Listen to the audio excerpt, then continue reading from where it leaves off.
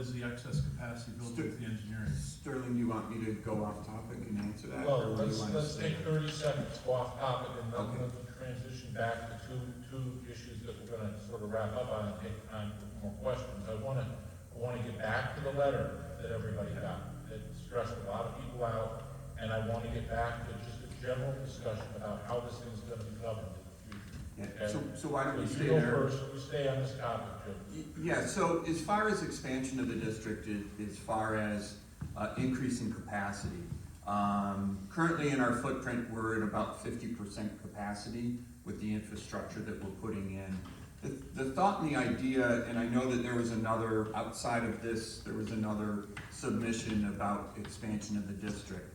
The goal is not to expand the district into areas, you know, up South Main Street.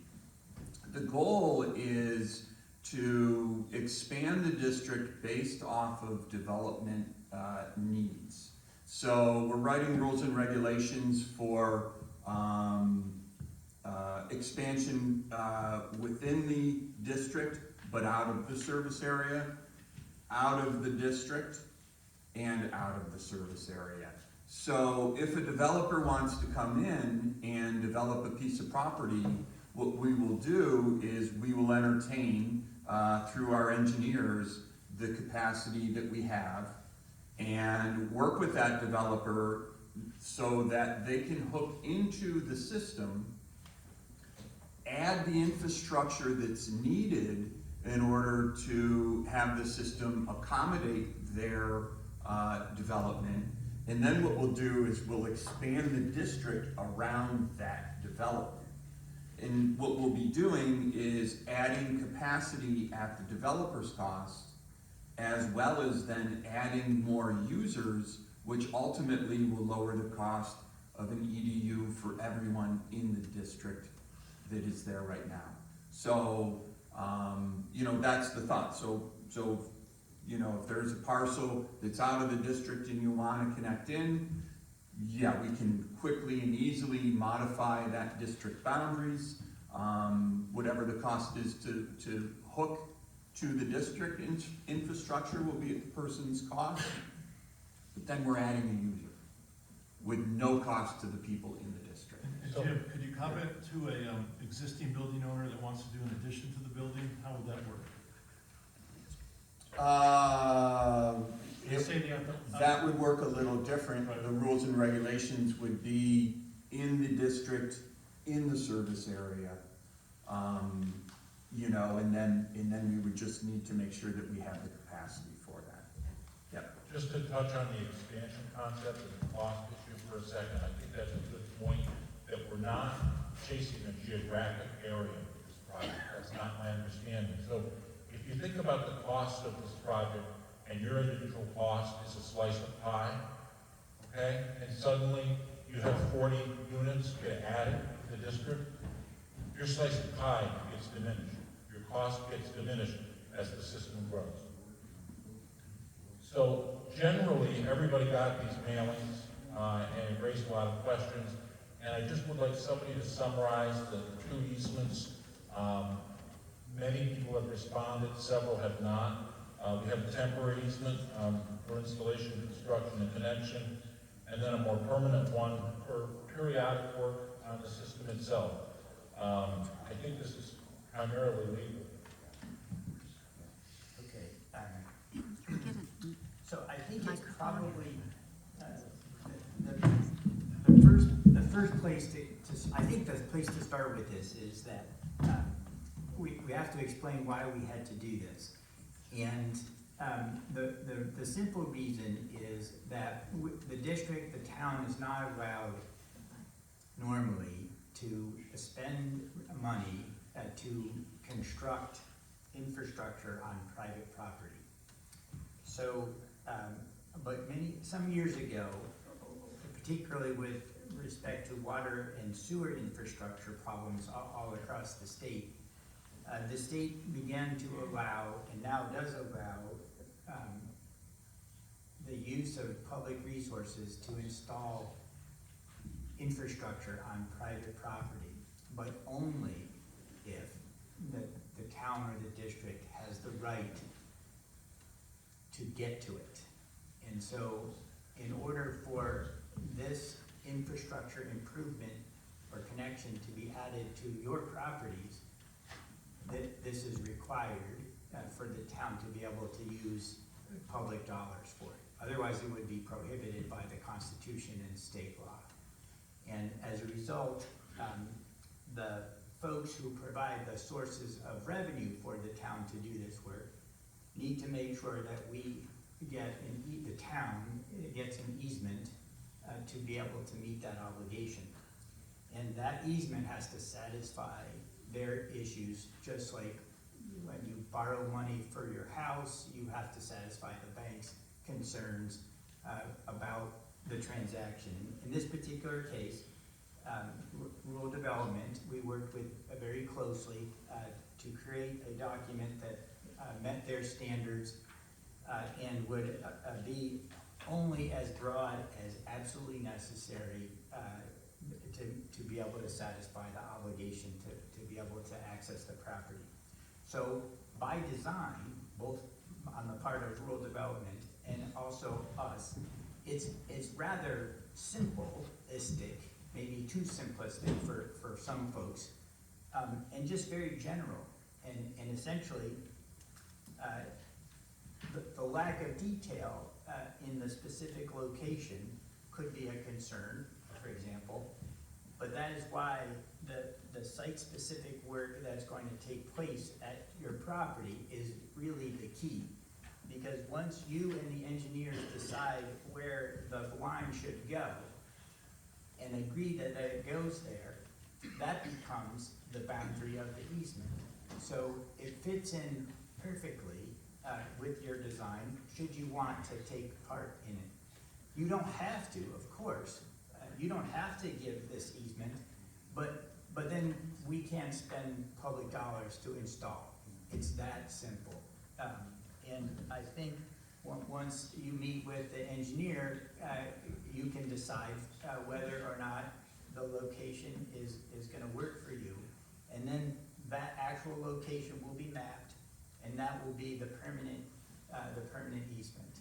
So if a person in the district receives the easement letter, signs the easement letter, sends it back where it's supposed to go, can they still opt out? As a practical matter, if you were to tell the town that you've changed your mind, you could. But you can't do that after the money is been spent. So if you get to the point you sign the easement, and then you decide later that you don't want to participate any longer, it's be like changing your mind. And as long as you did that technically before the town spent any resources, you're basically asking the town to just take your easement and tear it up before it commits any resources. As soon as any amount is expended, however, it's gotta stay. And when you say any amount, Turn it off. I don't know how to make it stop. Just turn it off. Make it stop. when you say expenditures spent on a particular property, I suppose you're already spending that money during the inspection process. And I don't want to put words in your mouth, but what I'm hearing is that general inspection money doesn't count as an expenditure. You could still opt out. And so I'm looking at the easement letter as kind of a pre-engagement ring. Yeah, that's a good question. I think that's a good way to describe it. Ultimately, it's really the town's discretion on how it wants to interact, with the folks in the district. Okay. And a few words going to the town and going to Chuck. The future of governance of this system and legal, how's it gonna work, how does it run, how does it operate, what do we expect for district governance?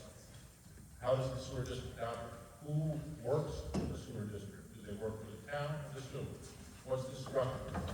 Yeah, so the structure is gonna be very similar to our water district. So any district, in a big city, what you'll have is you'll have a sewer district with a sewer commission, individuals that are either assigned or elected that oversee the sewer district. Same with the water district, same with the fire district. We're too small of a community, to have a separate sewer district with a sewer commission. So without that, then ultimately, then the governance falls to the town board. Yep. The town board will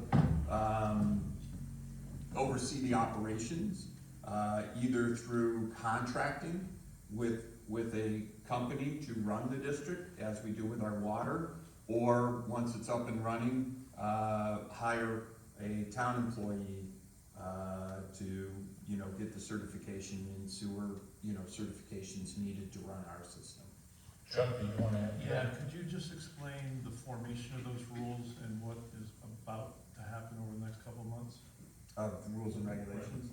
Yeah, so the rules and regulations are in Glenn's hands. Glenn's been going over those. He's just got a couple of comments he needs to coordinate and get back. They are written and they are really specific. I think too many times in the past in town government, things have been vague. The sewer rules and regulations will be roughly 40, 50 pages, and Glenn said, I've never seen rules and regulations this thorough. But that's, I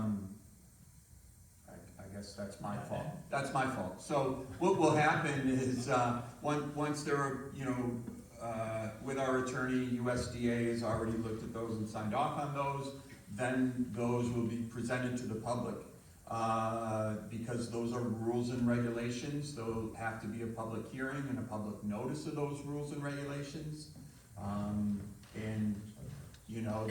Then we'll take a comment from the public hearing and if need be, modify some of them, and then we'll adopt those rules and regulations.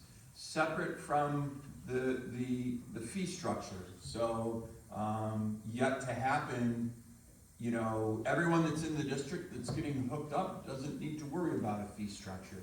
But those that are in the district and haven't hooked up or choose to opt out that might hook up at a later date, there needs to be a fee structure for connection fees, so on and so forth.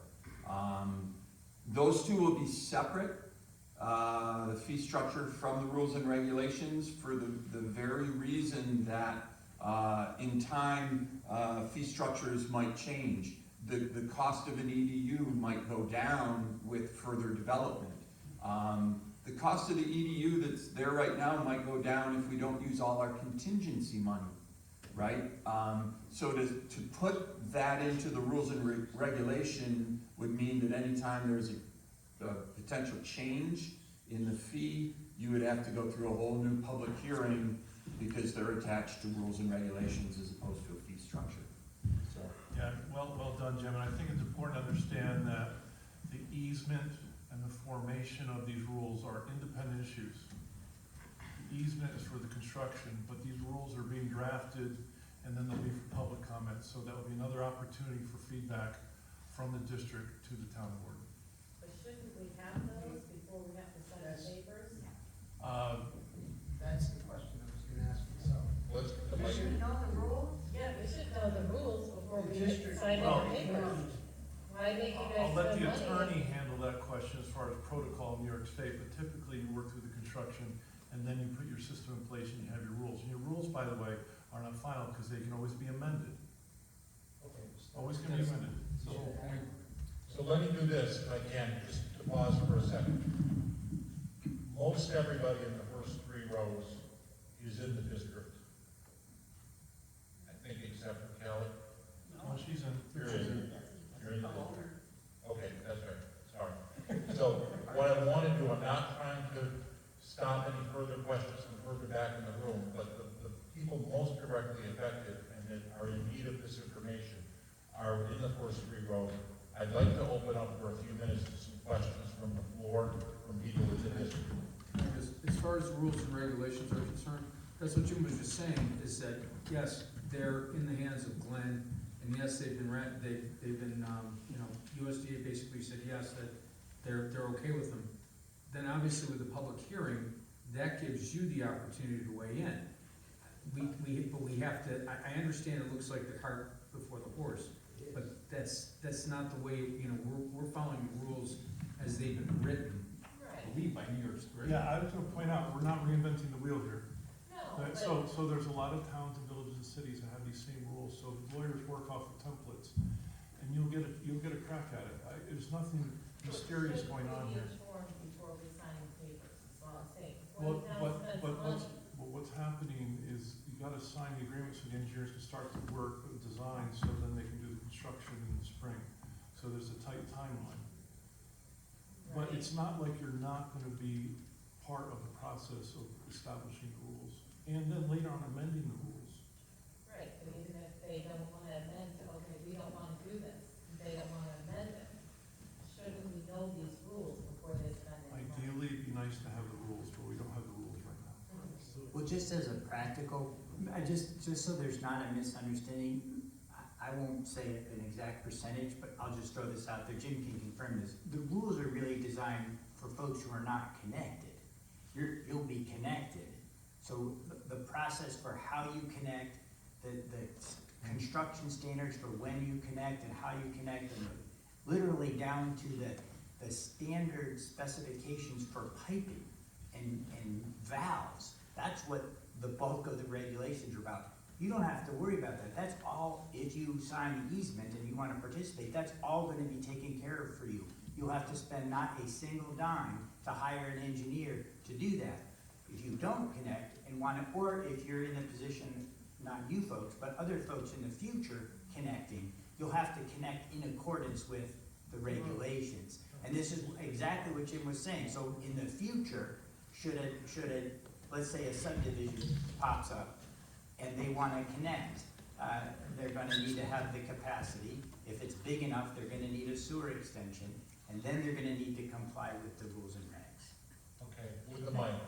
Oh, with my, I think, You got the mic. the easement, is that, just permission giving you to go on our property to install this?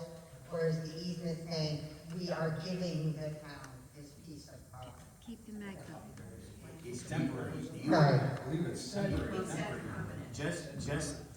Let's clear that up. Okay. You hit a good question. It's technically, an easement is a right to enter or use somebody's property. That is a permanent easement. But the easement itself and all of the documentation that is part of this project is making it super clear that the town has no interest in continuing to utilize that easement in the future. In other words, after it gets set up, it's going to be the homeowner's or the property owner's responsibility to maintain that particular infrastructure. So the easement is only good or only required, sorry, the easement is only good and required for the time and period that it takes for you to install the sewer district. In this particular instance, that's all that the town needs it for practically. The loan requirements require the town to have that easement for the full life of the project. So in this The particular. project or the loan? The project of the loan, the loan period. Okay. If I So could it's just try, the 38 years, give or take. if I could just try and clear this up a little bit. There's two easements. No, there wasn't. No. There is in this document. We didn't get. We We talked only got about one. There's only- Temporary easement for installation and connection. We've talked about that with Diane, and she commented that maybe we could come up with a temporary Microphone. easement. Or in microphone. Gotta have a mic. So, Right, hand the Guys. microphone down, please. I got a question. Oh, okay. okay, just so I can speak to Rob for a second. Understand that there's multiple drafts of this document that have been floating around. And the first draft that I got from someone who was working on it. It's been modified, and the most recent draft that I have includes the language that you speak of. It includes temporary easement and a permanent periodic easement, and just as a discussion. It's not, it's not unilaterally there, but it's just a discussion point. So I think that there would be some need for permanency if they need to get onto your property in the future for repair or maintenance. But can they go onto your property just because they want to? No. As Glenn points out, the easement has limitation language, so it's not a blank check. The language, Particular purpose. sorry to interrupt, the language doesn't seem to say that. Okay, That's the angst, I think, that's coming across. yes. Okay, fair enough. You want to comment then? Sure, sure. Yes, Rob? There's a little confusion with the fact that this paper, you have the one that's down under non-weed, environmental alternative easement options. I'm on page 3 of 5, easement letter terms and legality. Right, okay, yes. So that was brought up with a discussion between myself and someone else, and that was the question we were asking, so you're correct in asking the question, but it was not part of the original letter. That was never, the original letter was just easement. There was no temporary, so that's, we would want to know if we can do that. So Glenn, can you address that, please? Sure, there is no ability to have a temporary easement. I guess to any concern about the breadth of the easement, I mean, we can just go over the language. It's as you know, it provides for 10 feet on either side of the line that gets installed, just like we discussed earlier. And the only purpose that the town can use that is stated right in the easement, and it's to install, replace, evaluate, study, maintain, and repair the line. That's the only way, the only reason the town can use that property. Okay, so I think it would be a fair assumption that maybe this easement letter came out too soon, before you had some actual site-specific, that's been said numerous times. How can you have a carte-blanche easement, okay, without any site-specific things remedied or fixed? Does that make sense? Well, I understand the concern. So, and, all right, I have the mic, so I'm gonna ask 2 other questions. Okay, going forward, as we talked about the rumors and the comments, we need to be communicating with. That is the board, the committee, that is sewer district, that was faulty. Okay, we need to know. We would not just come up with stuff if we had the exact information. So that, I understand that's what we're doing here. Going back to my wife's salon, she was at 3.29, and you mentioned that they were going to do site-specific, and you might be able to adjust the EDUs. Correct? Correct. How long do I have to get the sink out that she hasn't used in 15 years and just pull it out of the wall so that you don't count it towards the EDUs? I mean, she hasn't used it in 15 years. Well, isn't the answer sign the easement and then schedule with the engineers and that time between now and then? I mean, you can take out that sink. Well, certainly. Right, that's okay. Is stuff going to, are you guys gonna be more updated before, are you sending out a new letter? Because the one you guys sent out wanted us to all sign, it needs to be redone as far as I get. And social security numbers? Hang on a minute. So, first of all, I want to agree with something what Rob and Lisa said. I don't think this can be the last gathering. I don't think there's been a good exchange of flow of information. And I think that comment goes back years. There has not been a good flow of information on this project. Years, way beyond this current board. So I totally agree with that. And also, I think what you're hearing from the engineers, and I don't want to put words in their mouth, but in preparing for the meeting, we also met with them. they're very much hands-on about getting to your property, having discussions, because in part, selfishly, it makes their job more doable. They don't want to start with no knowledge on a particular subject property. It's the worst possible option they can have. Who had the next question?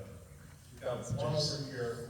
About the easement letters that were sent out, with the easement letter, there was also a mortgage, a credit line mortgage certificate, real estate transfer. Can you explain why that was in the easement packet? I believe that that's just a pro forma real estate document. It doesn't seem pertinent to this thing, but you can't afford a document from New York State without that document being with it. A more cynical Sterling would say that's probably a backdoor tax that the state and county administer on us who don't call it tax.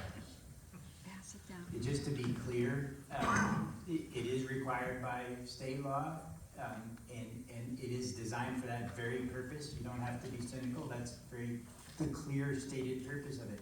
The thing is, there is no tax consequence here, but the clerk's office won't accept the easement for filing without it. And that's because it requires, the state law requires that to be filed with real estate transactions. And the clerk picks up a small filing fee for that on each one that they file. Mike Pratt. Yeah, thanks, Sterling. Glenn, I think part of the angst with the easements is we've used the analogy of the water district before, and I don't know if the water district had easements for all the buildings once upon a time. I don't think they've been transferred to new owners, and I'm not sure that what their process is, but if it's something that's standard to the town, all these people and business owners, property owners should have easements with the water district also, so it should be pretty standard. Well, it might be, but if the town didn't use public funds to install that infrastructure on private property, there would have been no need for an easement. Again, I think it's really, really important, and this happens, I mean, we do this all over the North Country. That is to say, we assist municipalities and districts in these infrastructure projects, hundreds of them, over the last 40 years. This is the the plainest vanilla version of the easement that we use over and over and over again because the financing entities accept it and they've asked us to continue to use it. There's nothing unusual about it, and it doesn't do very much, for sure, but it's required only because the infrastructure is being paid for you. If you don't want it, you don't have to sign the easement, and when you want to hook up down the road, you're going to have to pay all those costs. And I think the letter purposely tried to give you an estimate, which was in the map planning report, a roughly $6,000 figure. So that's what's saving you. This easement is saving you that. But it only gives the town the right to repair that line. It doesn't do anything more than that. And if that is for some reason concerning for you, I mean, we'd be happy to try to explain. The town would happily sit with you and explain this, and I could assist them. And I just want to make one comment about the water lines and acknowledge former Supervisor Bill Thomas is here, and he and I both struggle with the water district. Some of those pipes go back, Bill, the 40s, the 30s. We had one on Main Street near the hardware, actually just south of it, and when you touched it with your hand, it ruptured. So my sense is that there probably was a lot more documents on the water district. I can remember seeing maps of the water district. I suspect there were at least some easements. Again, there's a lot of history between now and say 1936 or 38, and also many of those records were probably stored in the ski hut, which burned to the ground about 30 years ago. Many of the town records are in the upstairs back room, just to touch on that. I had you being very patient all the way over to the left. Do you have the mic? Yeah, Great. sorry to do this. I think that my question kind of pertains to the last comment that was made about. We lost your mic. There you go. Pertains to that last comment that was made about the kind of general nature of the easement. The angst that I'm having with it is just the vagueness of the width, because that puts it 7 feet into my building for most of my building.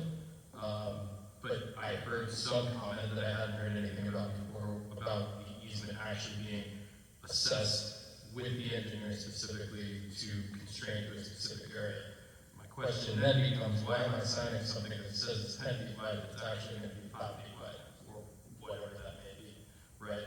So that's that angst, although as an engineer who has read a lot of legalese, it did seem very straightforward, and if the scope constrains it, which it didn't, it seemed a bit vague too, but if the scope constrains it, then I've got no issue with it, but I think maybe that would be a way to address it. Let's use that phrase, explain how the scope is constrained. Glenn. Sure, that's a very good point. If the property configuration is that there isn't 20 feet, then the easement by its nature is going to physically be less than the 20 feet, even though it says 20 feet here. That is to say, the engineers aren't going to allow the water line to be placed underneath the building. So, as a practical matter, the town will never need to get underneath the building. And I think that's what his concern is. And it's legitimate because in the sense that the definition of the easement is 20 feet. And if you don't have 20 feet, you only have 18 feet. The practical reality is the easement, the town's only going to be able to use 18 feet of that. But it's one of those things where yes, it's an oddity. And in a rare case, you just have to work through the oddity. Okay, Jake? Just a quick comment. So it seems like everybody in the first 3 rows thinks the easement should be a little. Mike, We need a mic. please, everybody. I don't want to delay this any longer. It seems like everybody in the first 3 rows thinks the easement should be more specific, right, before we sign anything. That's, I think, everybody's concern, right? I feel like I'm cool with it now. Do you want an answer to that? I mean, I Yeah, can say, yeah.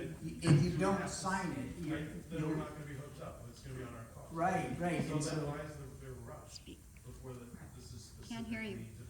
specifically defined? because, Sorry. Give him the mic. Why is this not being specifically defined in the easement? Why are we rushing to sign it? because we can't define it is the problem. What we can when we do the property walk with the engineer, right? That's what you just said, we'll figure out the particulars. Right, there's no way we can make our timeframe and deadlines if we have to do each one of these separate. Is that specifically due to the USDA loan? It's one of many reasons. Okay.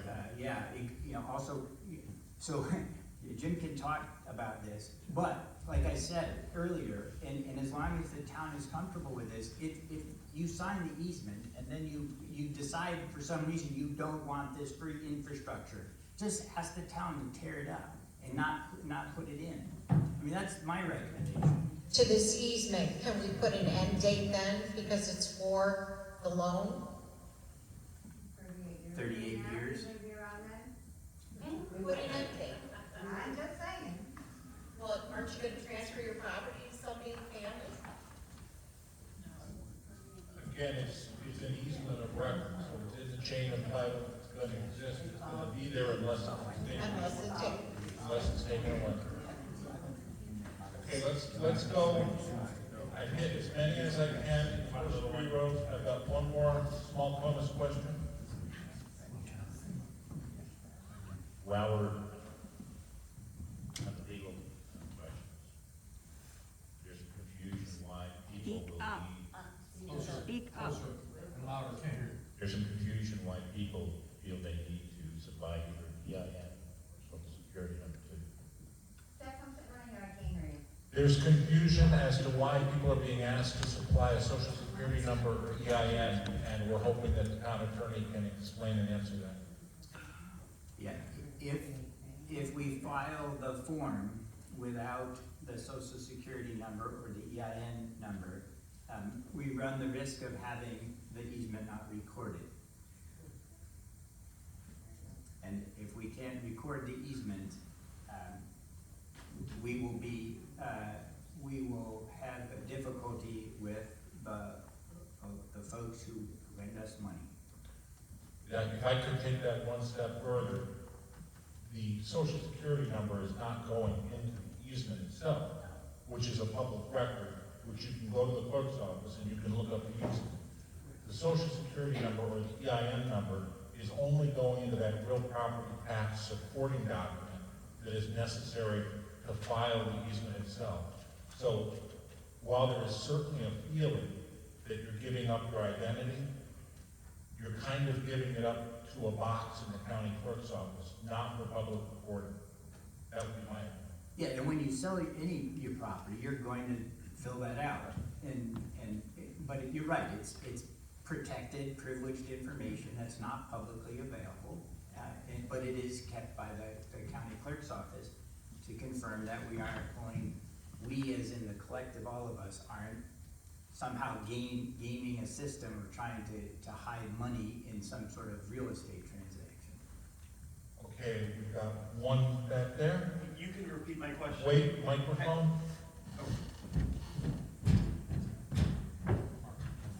Have any people, well, I know I have, but for a property, but have any people signed these easements? 72 out of 103, I believe. Yeah, so there's 103 properties, and 72 of the properties have already signed and returned. Yeah. One over here, and then Diane, I'll get you next. One other quick question. Is there going to be a final easement that's actually recorded that has the final drawing or the final, location?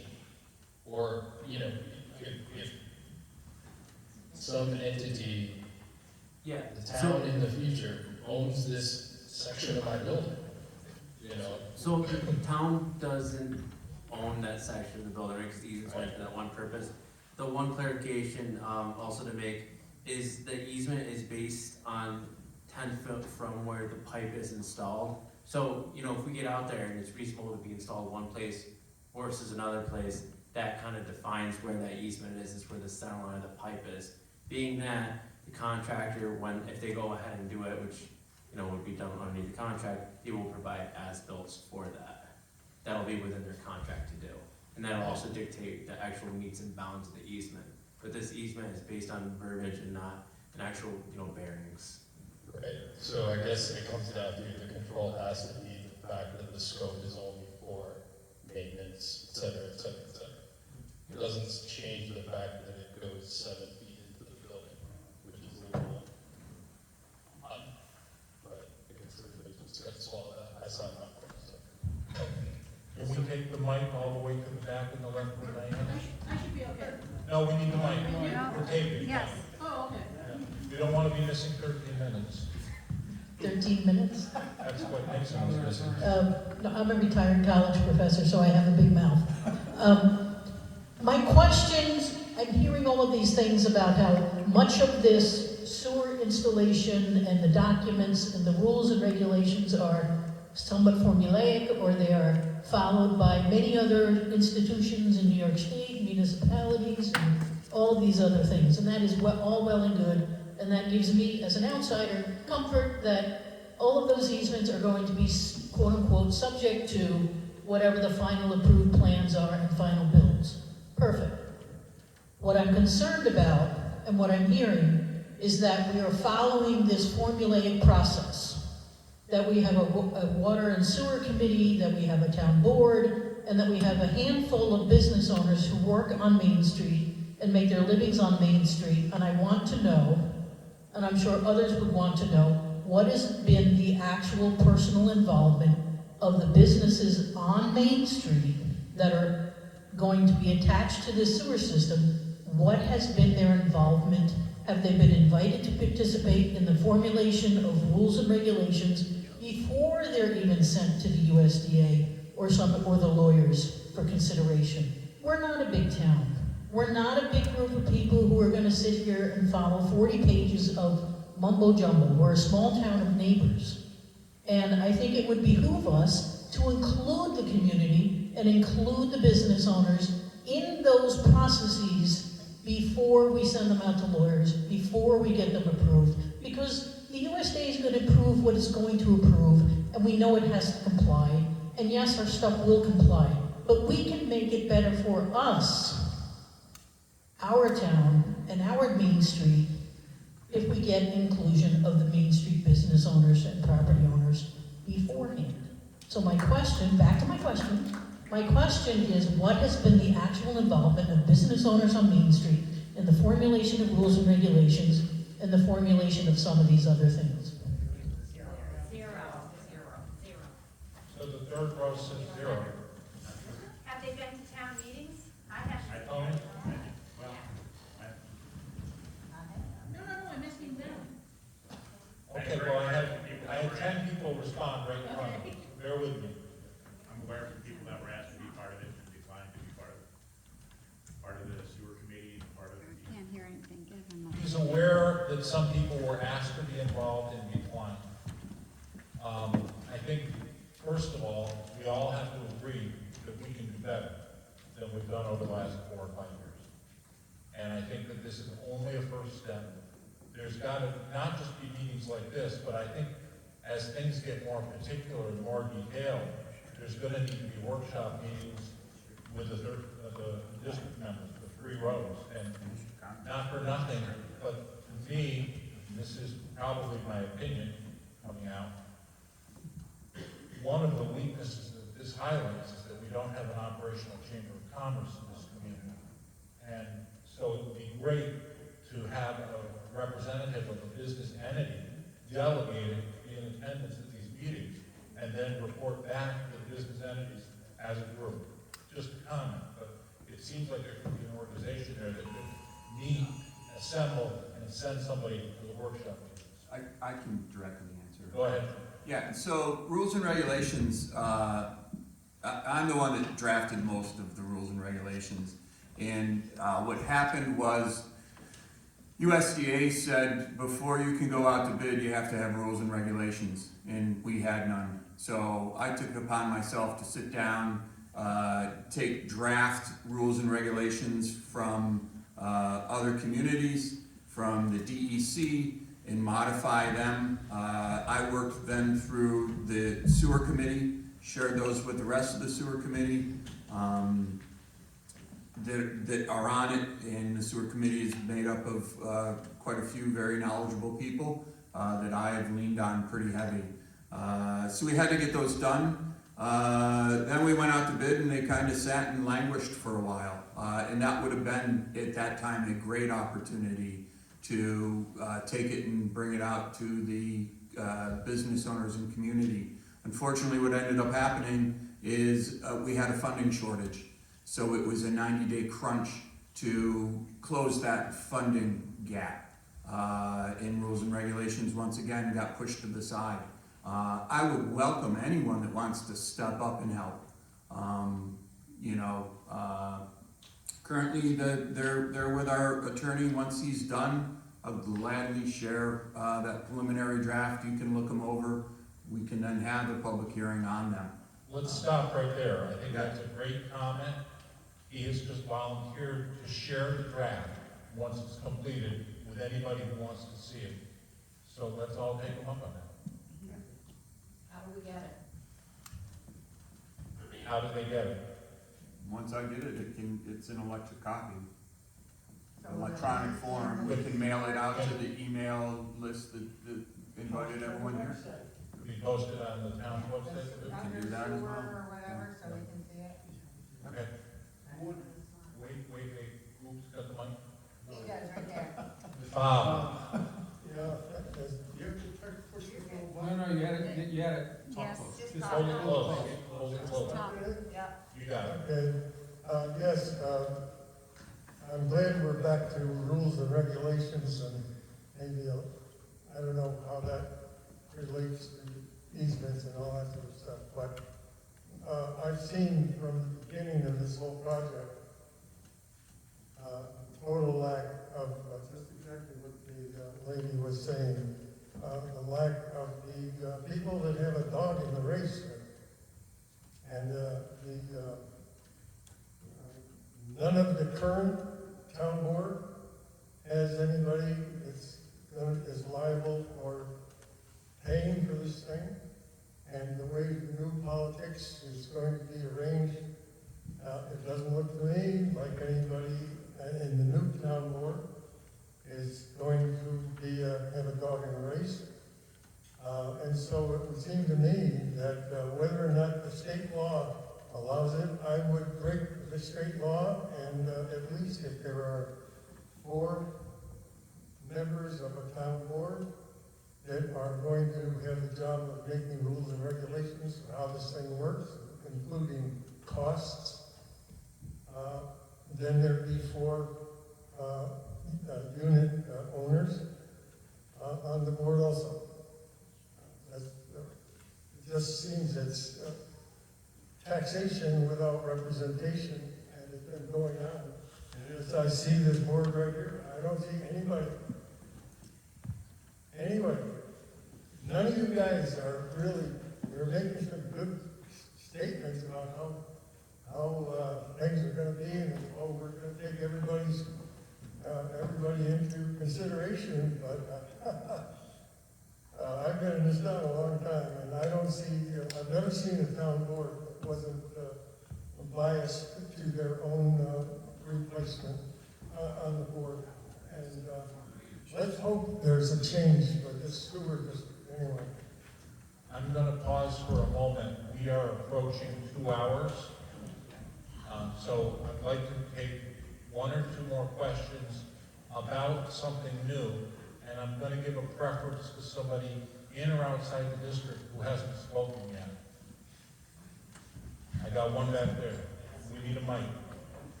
Thanks, Maria. You should know that person.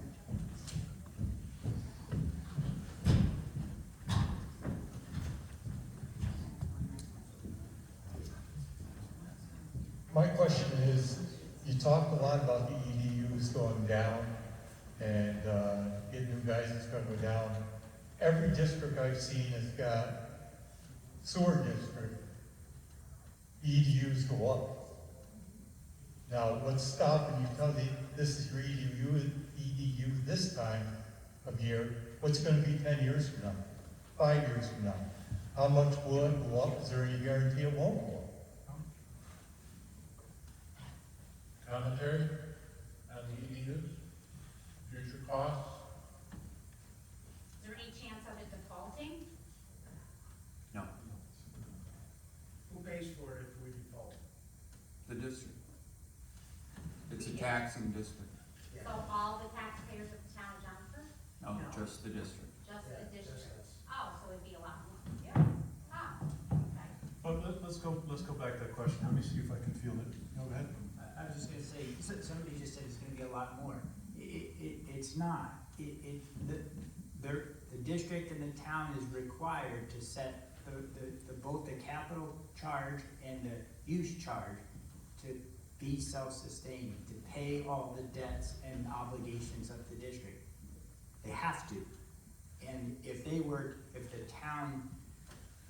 for some reason the town just decided they weren't going to charge you all, they would be in violation of state law, and they couldn't do it. So it would be just the amount that is calculated that would pay back the loan. You can see from the documents, the debt documents, the period of time, you'll know the interest rate, everything is available in public documents. And I should just add, although I haven't participated in many of them, we have a number of attorneys in our firm who specialize in the financing part of it. And there are multiple public hearings and opportunities for referendum and input. I would guess at least 10, but the exact number I couldn't tell you, and which have taken place over a long period of time. But if for some reason, when you say you use the word default, the town can't default. If people don't pay their bills, who pays the loan? If people don't pay their tax bills or their No, it's sewer. assessments. So it goes to the county. It gets put on your tax bill. So it goes to just as your water bill. If you didn't pay your water bill, it would get put onto your, it would be reported to the county, and the county would put it on your property tax bill. I just got one more thing. Can I answer your question, your original question? So, we all get water bills, and they go up slightly because of inflation. You're paying somebody to take care of your water system, and there's supplies to the system. So, there could be upward pressure with just inflation. But remember, we heard there's excess capacity in the system. And there are some lots out there, you take the sand pit lot right next to Copperfield. If someone builds something there, and there's more EDUs, it's gonna lower the cost of the other EDUs. So there's opportunity for the reduction of the EDUs because of additional capacity. That's just an example. I understand, but it's just an example. You could also, Rob, you could tear a building down and build a bigger building and add more apartments. I mean, It's one lot, my point is, Hamlet zone. there's probably gonna be more EDUs, so it's gonna lower the cost for those who currently have EDUs. Well, didn't you also say that the loan, the one loan was gonna be paid off quicker than the 38 years? Yes. So therefore, the EDUs would go down because of the Because that's kind of a payment of the loan, Right, right? that's a bit of a fixed cost, the debt structure, and it'll be going down over time. Right, But if you take your operating costs and you spread them out over a bigger group, right. then the costs are gonna drop down per EDU. So there's some natural opportunity for it to drop. And I know I don't have my Laura, dragons, but Laura. well, anyway. Laura, no, get No, it on. don't now, where's the mic? I just wanted to say one more thing. We talked about the budget, and where it's at, and everything. Is there a contingent built into that? Because every single project at this size have extra things going on. Yeah, in the construction budget of 10 million, yes, there is a contingency of $858,000 contingency. So, that is gonna cover change in Main Street wasn't clearly mapped because the infrastructure has been on the ground for so long. So there were some changes in angles and designs. Yeah, so there is contingency money. The contamination over at Railroad Place, that will eat up some of that contingency money because we're gonna have to dig a bigger trench to remediate. So, but any contingency money that's left over will then be deducted from the loan and will lower the EDU final cost. Yeah. Yeah, I'd like to make a statement. I've been going to town board meetings for the last couple of years, every 2 weeks, I'm here. And it surprises me that this has all come to a head here. Everybody has the opportunity to come to the town board meetings. We have an open government here. You can ask questions and they'll get back to you. So the first 3 rows, where were you 2 years ago and the last 2 years? You could have had everything answered. And I just think it's unfair because at the town board meetings, it's open and anybody can ask any questions. Okay, we are at 1 hour and 55 minutes. 1 second, when I got one question. Okay, wait 1 second, no. Lisa had her hand up first. Maria, Lisa, then I you. attended many board meetings, I'm not anti, but I am also working a lot. And we're in a sewer district now. We should have a separate meeting like tonight. People that have highway issues or different issues, they don't want to sit through this. We were almost 2 hours talking about the sewer district, period. We are asking to pay thousands of dollars more because we're in the district now. When I bought my building, there was no sewer district. That's like I bought a house, now I'm in an association, and I have association fees. So we are a little bit separate than a board meeting, I feel. How does everybody else feel? If people aren't at the board meeting, first of all, we wouldn't have Cedar, we're Right. typically at a board meeting. Right, and the lawyer, and I really think we need another meeting besides tonight. All right, pass to Jeff. I agree with that. I do think there needs to be more meetings. I agree with Lisa, I agree with Sterling. But Mr. Jensen's committee reports at every single board meeting, comments by Jim, and we're always given the opportunity to comment back to the head of the sewer, or the board member who heads up the sewer. We had one question over here.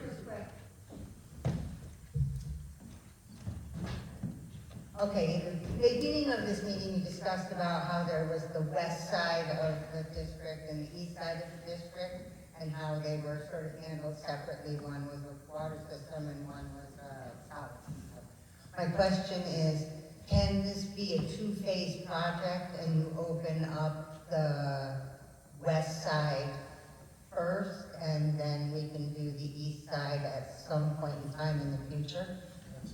Yeah, how this has all been structured from a construction standpoint has been to get the infrastructure in the ground so the order can open their lodge, right? So, that's been a big push. So that was where, Keller focused on getting the highway bore under the highway.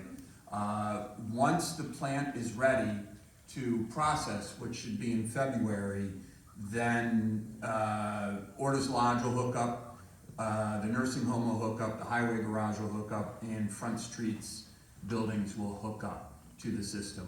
And that can happen, Separately from? absolutely separate. Laterals and hookups to homes aren't going to occur in Main Street probably until next summer.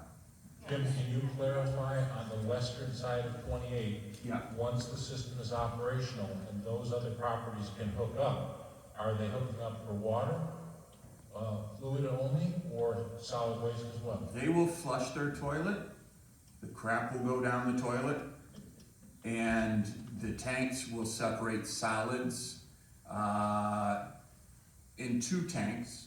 And then once that second tank is full, a pump station will pump that to the processing plant, right? On Main Street, what happens is you flush your toilet, and that turd is gonna go all the way down to behind Town Hall and get separated there. So again, I'm gonna ask, No, it'll go down to the railroad and then pumped to Town Hall. Okay. Yeah. solid waste west of 28 goes where?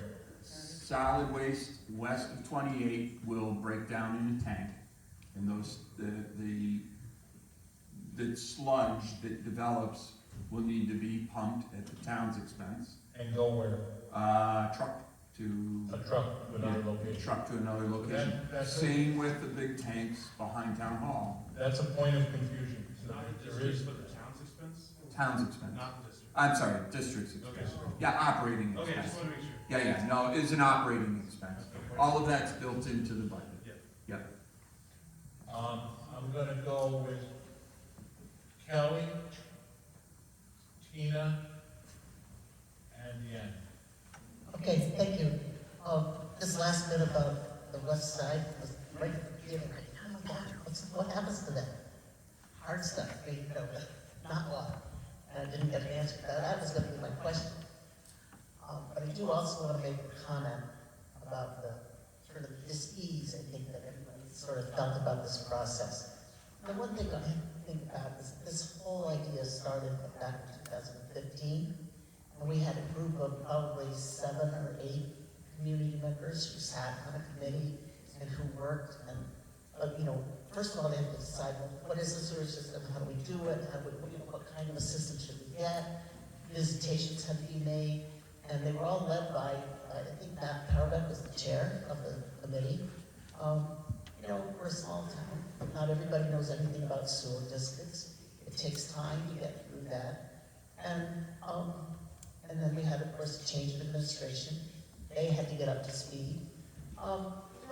It's like, I think we should not be quite as hard on each other. They've done the best they could. They haven't had much experience in any of this. I think it's an absolute miracle that we are getting a sewer system in town finally after all these years. And rather than criticize, participate more on our part and demand more. The thing I hope that comes out of this is that people who are in the sense of in government recognize when a situation like this becomes a big project for the town and that people need a seat at the table frequently. I agree with the people saying we should have regular meetings to understand that. That has not been the case in the past in this town. And I think that now perhaps we all understand that that's really important. And I want to thank everybody who has worked their tail off on this project. I think, once again, and that goes back to the previous administration who initiated, got grants, committee members, Chuck stepping in, and the current board who's done a great job. Thank you. One more, Tina.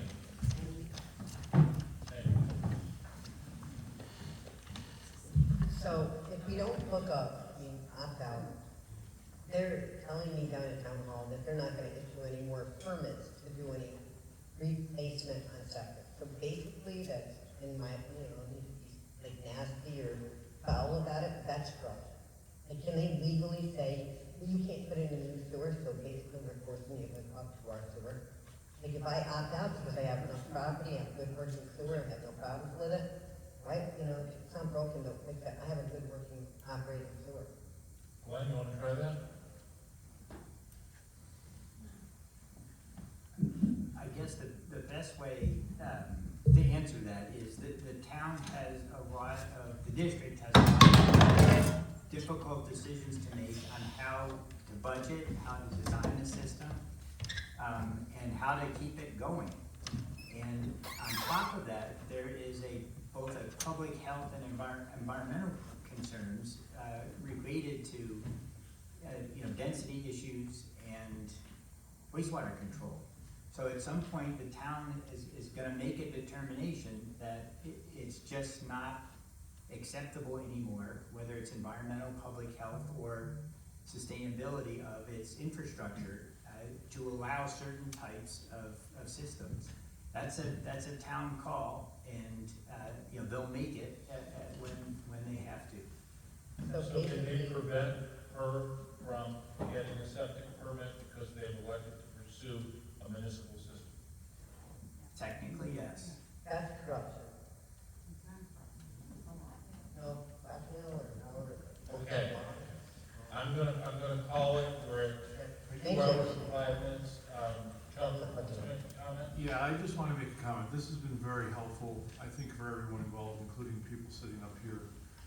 There's discussion about the sewer committee. Right now, it's sort of an informal committee, but there will be a sewer district that will have formal appointments. And I think for business owners and people in the district, why don't you ask to be appointed? Because right now, there's only 2 people on the committee that are part of the district, and we need more people part of the district. So please step up and let your elected officials know that you would like to be part of the sewer district when it is officially formed. Okay. Lori? Can we agree to have a meeting? Can we agree to have another meeting? Right, we're deciding. January 1st.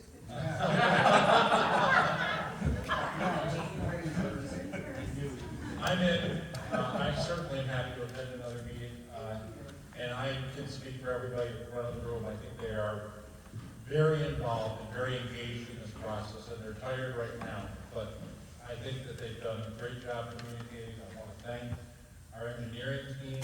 I've been at meetings with them related to this project, completely unrelated to this project. Our town has its hands full right now, and we've got development going on, we've got expansion at the ski area going on.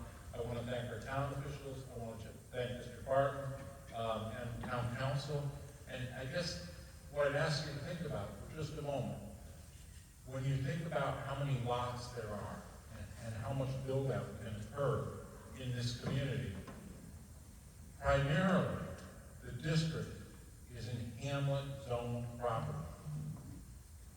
That is the least restrictive APA designation. I can't give you a number, but if you were to take Hamlet designated lots within the septic district, and those that are immediately adjoining it, that could be the subject of a later connection agreement, there's probably the possibility for 400 or more buildable lots within the range of the septic district. So I think it's important that we keep talking, we keep planning for the future, expecting that there's gonna be growth and challenges, and here's my last thing, expecting that there's gonna be disagreements, and there's nothing wrong with that. We all live in the same small town, we can all get along and agree and disagree, and still go have a cup of coffee at Stewart's. So thank you, everyone.